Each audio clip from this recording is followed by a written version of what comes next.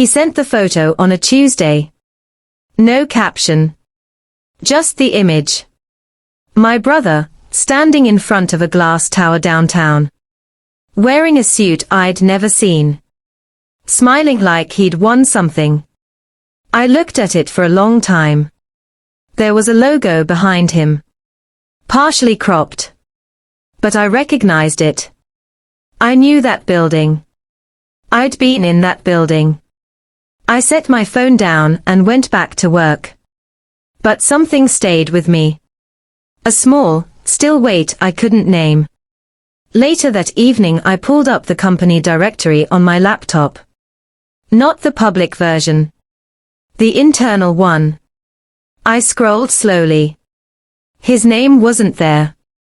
I checked again. Different search. Different spelling. Nothing. I closed the laptop and sat in the quiet for a while. That's when I realized something was very wrong.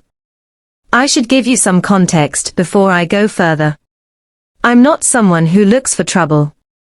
I work in corporate governance. I've spent 15 years learning how organizations run, how they protect themselves, how they fail when no one is paying attention. I sit on 3 boards. One of them belongs to a Fortune 500 company. The same company in that photo. My brother is 6 years younger than me. We grew up close. Drifted apart in our 30s the way siblings do, different cities, different lives, different speeds. We weren't estranged. We just weren't close. We talked maybe once a month. Holidays, birthdays, the occasional call when something happened in the family. About 4 months before that photo arrived, the calls changed. He started mentioning work more. A lot more. He'd landed a new role, he said. Sales. Good company. Good people. His boss was connected, he said. Serious connections. Fortune 500 level. He said that phrase more than once. Fortune 500 level. I didn't press him. People exaggerate about work.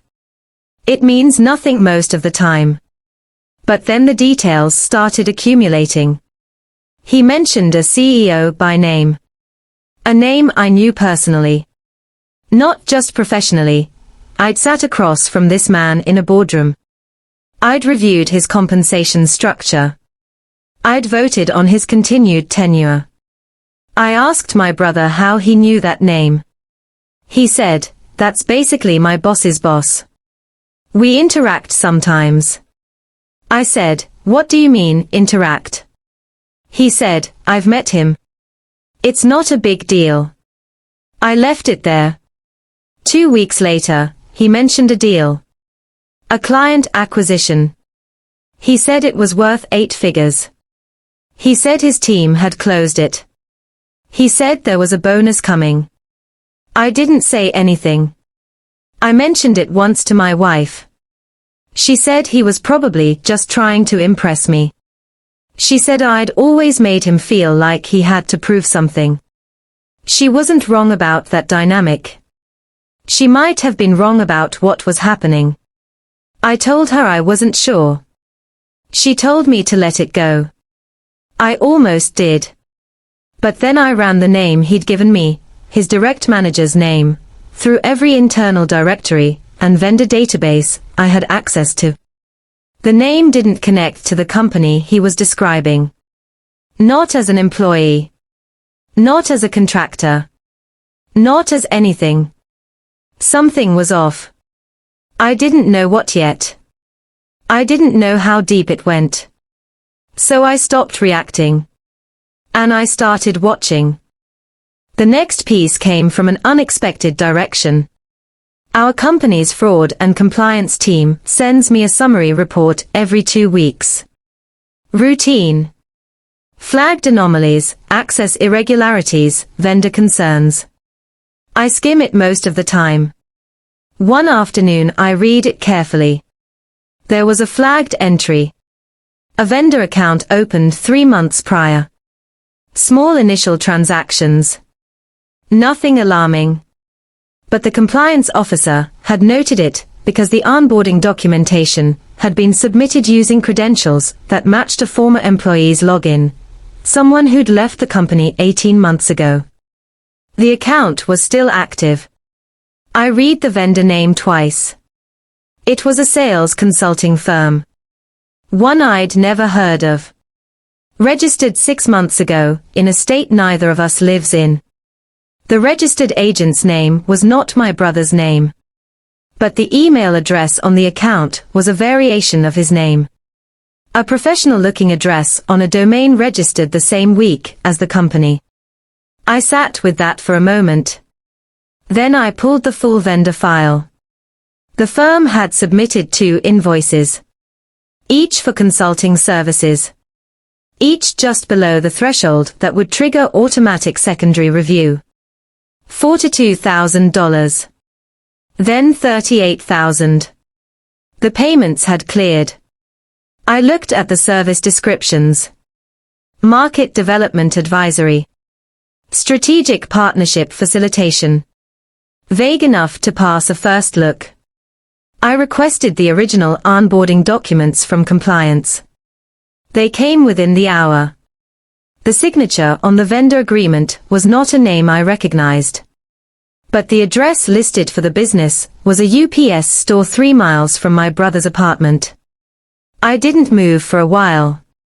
I pulled his LinkedIn. He'd updated it 2 months ago. His title read, Independent Consultant, Strategic Partnerships. His listed client, described only as a major enterprise account, matched the industry vertical of my company almost exactly. He had built a fake vendor. Gotten it approved using stolen credentials. Collected $80,000. And he had done it while name-dropping the CEO I serve, possibly to keep family questions quiet. Possibly to convince himself the whole thing was adjacent to legitimate. I don't know which is worse. I didn't call him. I didn't text him. I didn't forward the file to anyone that night. Confronting him would have ruined everything. The first thing I did was make copies. Not just downloads. I printed hard copies, stored them in 2 separate locations. I saved encrypted versions to an external drive that never connects to a work network.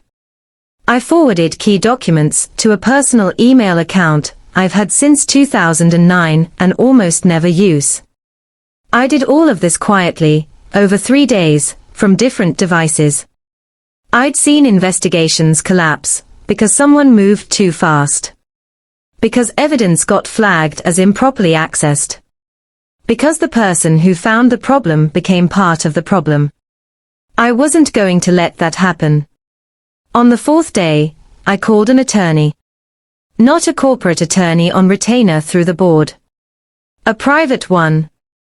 Someone I'd used once before, years ago, for an unrelated matter. Someone who had no connection to this company. I described the situation without using names. I asked what exposure I had as a board member who'd discovered this. I asked what the proper reporting channel was. I asked what protections existed for the person who surfaced it. She was clear. Report it formally through the audit committee. Document the discovery timeline.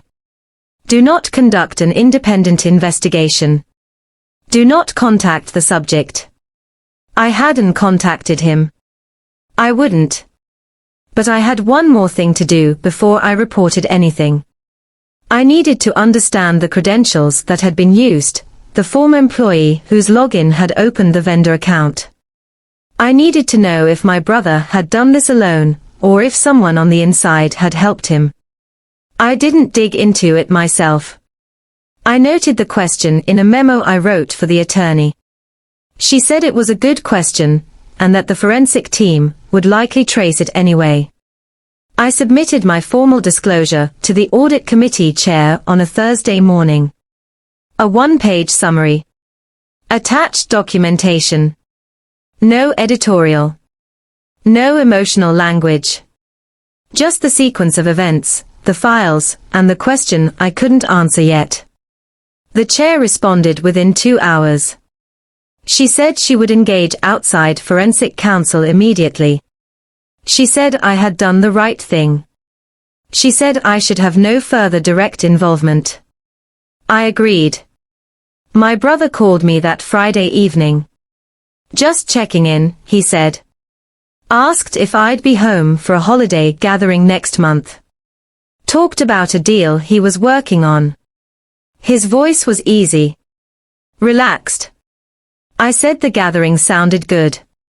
I said I hoped his deal went well. He had no idea.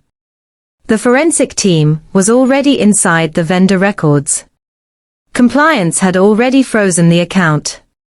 2 investigators from an outside firm had already been briefed. He was still performing. They thought it was just another day. It wasn't. The formal process took 11 weeks. I was not in the room for most of it. That was intentional, and it was correct. The audit committee ran the investigation. Outside forensic counsel handled the documentation trail. The company's legal team coordinated with federal authorities once the scope became clear. The scope was larger than I'd seen. The stolen credentials had been obtained through a phishing scheme targeting a former employee. My brother had not hacked anything himself, but he had knowingly used access that wasn't his. He had created the vendor entity specifically to receive payments he wasn't owed. He had structured the invoice amounts deliberately to avoid automated review thresholds. That last part mattered legally. It demonstrated intent. There was also a third invoice being prepared when the account was frozen. That one never cleared.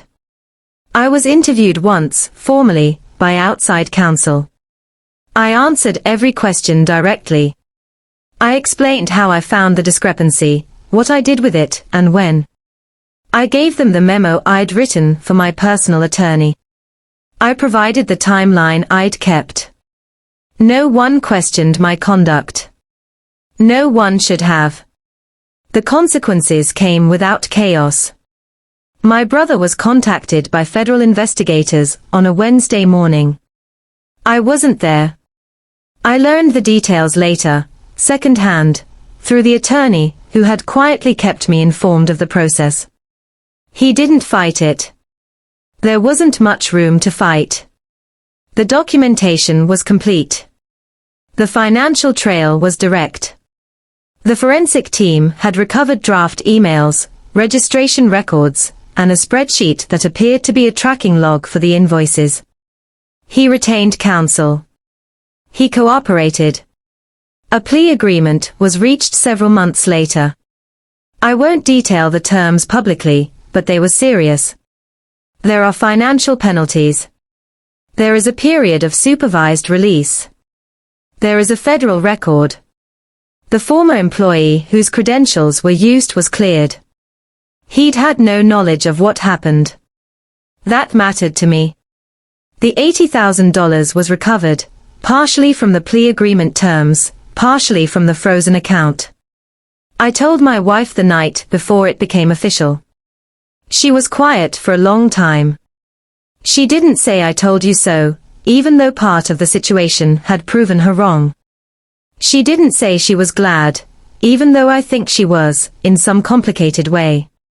She said she was sorry it had been him. I said I was too. I don't hate my brother. I want to be clear about that. What he did was deliberate and it caused real harm, to the company, to the former employee whose identity he misused, to the people whose trust he exploited. He made choices that required a real response. But I don't hate him. I didn't do this out of anger. I didn't do this to win something.